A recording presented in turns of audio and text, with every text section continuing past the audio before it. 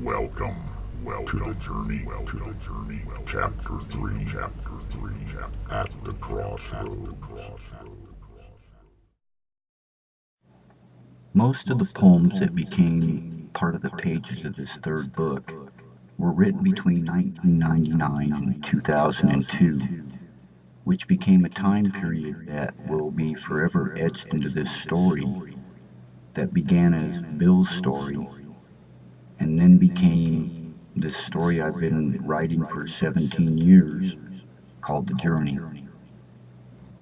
At the time I started writing these poems, it had been 6 years since Bill's suicide and the Ouija board incident that happened a year later.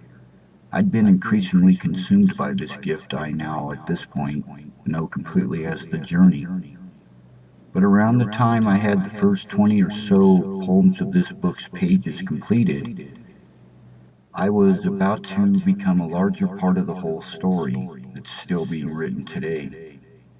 You see, on February 7th of 1999, I'd struck a parked car 65 miles an hour on my motorcycle, and as my body then proceeded to launch and bounce between traveling cars, I watched it all happen until I'd finally come to a stop nearly 27 feet from the initial impact. If you noticed I'd said watched it all, that is exactly what happened. I had an out-of-body experience and viewed the entire incident from above. It began the moment I hit the ground and it lasted until my body came to a rest in the middle of the highway.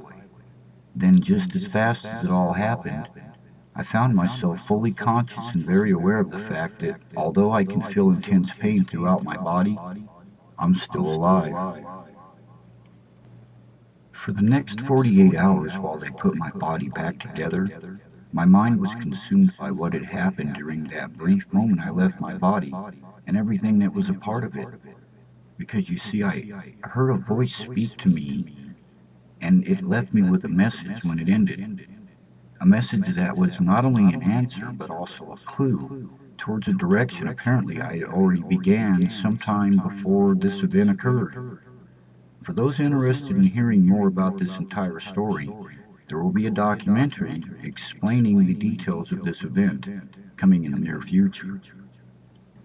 The first poem you will see in this video is titled His Son, and was created out of a true story that actually was my answer to a question I'd been asked. The second poem, Revenge Has No Reward, recites a great message of what can happen when we allow our anger to consume us. The final poem of this chapter, and my personal favorite, is Devil's Pond. It has won several awards and gained recognition for many various reasons. Its message is very clear and easily understandable to anyone.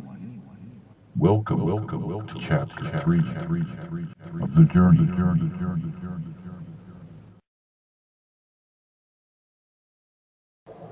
His son.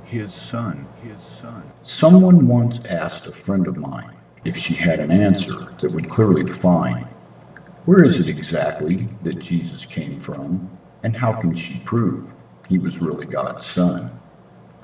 She asked me if I could help her out to erase this child's confusion and doubt. Is there a way to show some valid proof that might shed some light upon the truth? So I gave this question a lot of thought, pondering everything that we've been taught, when all of a sudden it was very clear to me how I could explain this inquiry so easily. Since the beginning of mankind's creation, we had so often failed our test of temptation that God sent a special and chosen Son to try and find out how we'd come undone. But from the first day of his Son's arrival, the population still expressed denial. He grew up trying to spread the word, yet so many found his beliefs absurd. Soon all of his followers were evicted. Then the believers began to be convicted, and because we feared All of his conceptions, they found him guilty of false deceptions.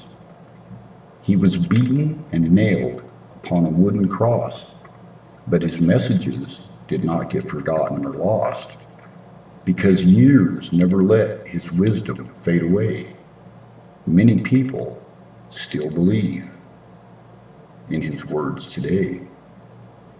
So now if it's been said, we're all God's kids, then the answer to this child's question is, if God is the Father of everyone, then Jesus would also have been his son. Revenge has no reward. Standing in the aftermath, the shame of what you've done, when you could have walked away, instead you pulled a gun. Revenge has no reward. It's like pissing in the wind.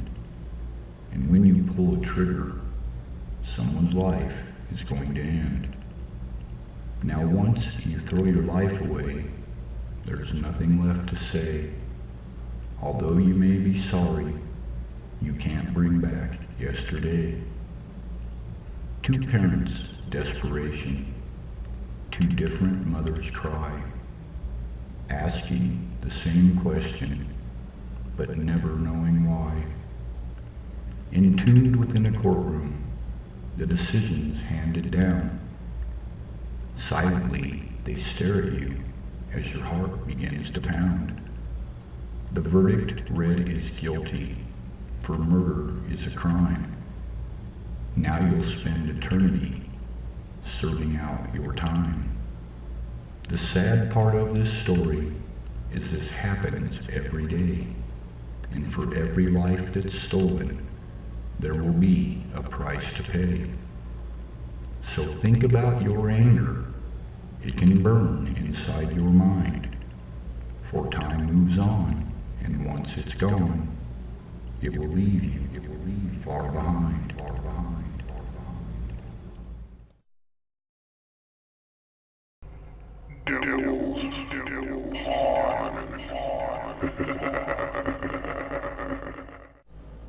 Welcome to this place where all lost souls burn. Let me introduce you to the point of no return. I can hear you laughing, thinking this is funny, but it's 2,000 degrees today, and it's not even sunny. You ended up here for all your pages of hate, so you didn't earn a key to pass the pearly gates. You may as well sit down. We'll be here for a while. Let's take a look and see what's written in your file. It says at age 10, you were mean to the cat. When you were 11, you'd hit the dog with a bat. At the age of 12, you stabbed a kid with a pen. Your file is so thick.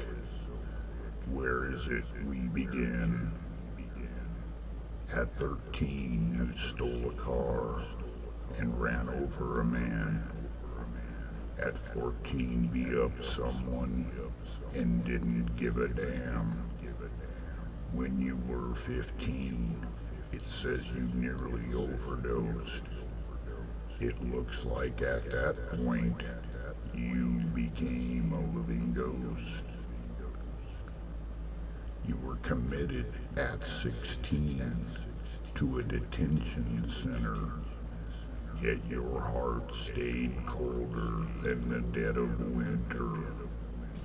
So let's jump ahead and see what else it is you've done. Seems at 21 you never left your house without a gun. At 22 you fired a shot that stole another life.